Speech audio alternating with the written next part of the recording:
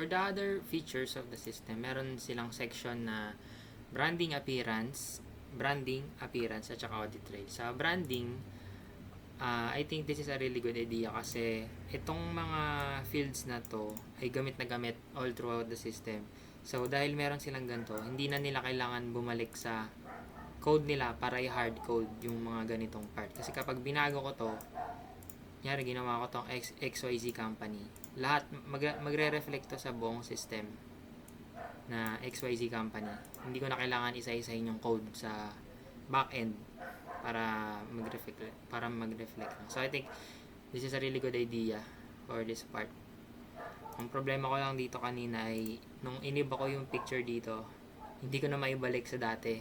Lalo na't wala ako ng kopya nung yung icon ng system nila. Pero other than that, maganda tong part na to. Wala naman ako nakita ng issue. Sa appearance naman, meron silang customization sa colors at saka sa font size na maganda kung syempre may mga pwede silang magkaroon ng users na malabo mata, mga matatanda na. So, yung font size tsaka yung, especially yung dark mode, very helpful to sa system na to. And last but not the least, at isa sa mga pinaka-importante, yung audit trail.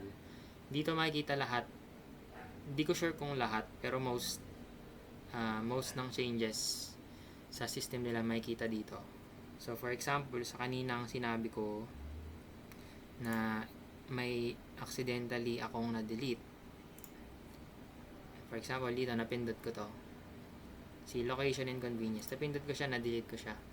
Wala akong way para maibalik siya katulad ng ibang tables na may soft delete. Pero pag pumunta ako sa audit trail, may kita ko kung ano yung na-delete at kung sino yung nag-delete. So, sinabi dito, dinelete daw ni Agustin yung location and convenience. So, pwede ko na lang i-add back dun sa section na yan.